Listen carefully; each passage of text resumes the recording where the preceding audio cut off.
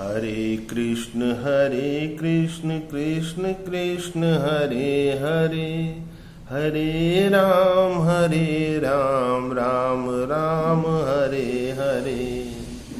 हरे कृष्ण कृष्ण कृष्ण हरे हरे, हरे राम राम राम हरे हरे। हारना नहीं है मित्रों, हरि को पुकारना है आर्त स्वर में। वो हरि जिनका नाम ही हरि है, अर्थात जो सारी आपकी पीड़ाओं को हर लेंगे, कोई संशय नहीं। बस आर्त स्वर से, अपने मन से, अपने अंतरात्मा से एकदम एक बालक की तरह उनको पुकारना है। जैसे एक बालक जब भूखा होता है, प्यासा होता है, किसी कष्ट में होता है, तो वह अपनी माँ को पुकारता है। उसी भाव से आपको हरि को पुकारना है।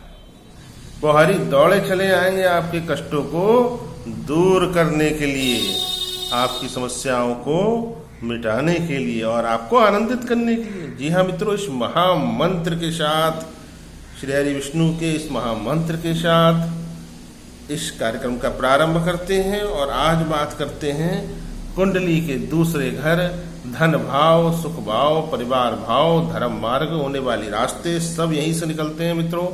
मंदिर, धर्म मुहूर्त और ससुराल का घर, धन संचय का घर, धन का कोष। अब धन भाव, द्वितीय भाव,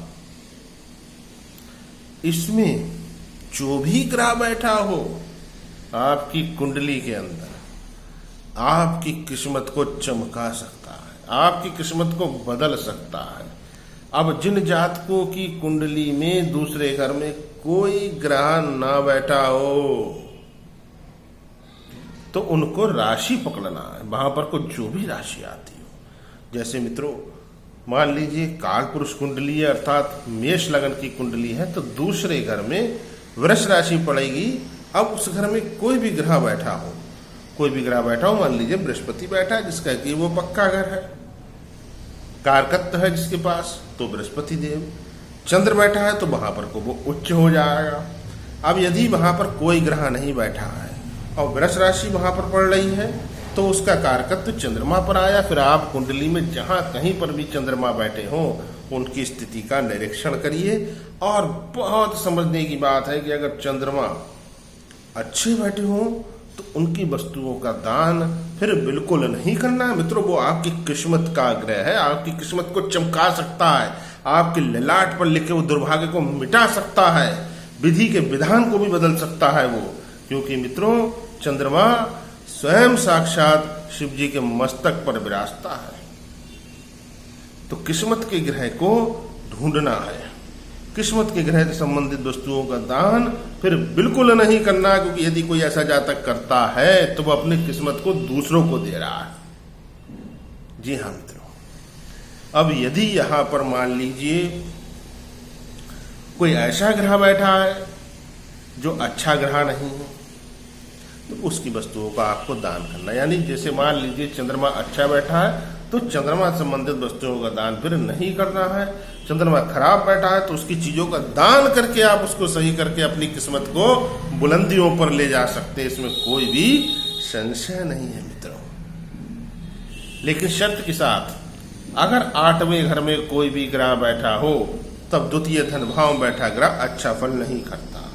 दूसरी बात मित्रों, दशम भाव, जहां पर के कोई भी ग्रह बैठा हो, तो उस कंडीशन में ये द्वितीय भाव के अंदर बैठा हुआ जो किस्मत का आपका ग्रह है, जो आपकी किस्मत को चमका सकता है, उस ग्रह का फल बहुत अच्छा हो जाता है। क्योंकि नवम पंचम का सिद्धांत फिर यहां पर को लागू होता है। नवम पंचम में शत्रु ग्रह हो, मित्र ग्रह हो, एक दूसरे की मदद करते ही करते हैं। जैसे कि मित्रों, मान लीजिए दशम भाव में शनि बैठे हैं। अब शनि और द्वितीय भाव में चंद्र बैठा है या सूर्य बैठा है, तो इनके बीच एक शत्रुता का भाव हुआ। किंतु यहां पर कोई एक दूसरे की मदद करेंगे, ना कि उनके साथ शत्रुता निभाएंगे। क्योंकि मित्रों आप दशम से द्वितीय भाव को जोड़ सकते हैं। 10, 11, 12, 1, 2 अर्थात नवम पंचम का यह सिद्धांत यहाँ पर लागू होता है। तो आप अपनी कुंडली का किस्मत का ग्रह ढूंढ करके उससे मुतालिक जो भी कार्य किए जाने चाहिए वो करके अपनी किस्मत को बुलंद कर सकते हैं। एकमात्र ये एक ऐसा सिद्धांत है जो आपकी जिंदगी में आपको ऊंचाई पर ले जा सकता है। बाकी कुंडली में कोई ग्रह किसी भी स्थिति में बैठा हो, लेकिन द्वितीय भाव में कोई ग्रह बैठा है तो उसका प्रॉपर इलाज करना है, और यदि नहीं बैठा है तो राशि अनुसार जो ग्रह बनता है उसको देखना है, बस उसको पकड़ लेना है। यदि वो ग्रह बहुत अच्छी सिचुएशन में बैठा है, निर्दोष बैठा है, उच्च की भांति फल कर रहा है, तो उससे संबंधित चीजों का दान नहीं करना है, उससे संबंधित चीजों को अपने जीवन में उतारना है। किंतु यदि वो ग्रह खराबी पर है तो उसको ठीक करना है, उससे संबंधित चीजों का दान आदि करके उसको ठीक किया जा सकता है, और बहुत सारे तरीकों से उसको ठीक किया जा सकता है।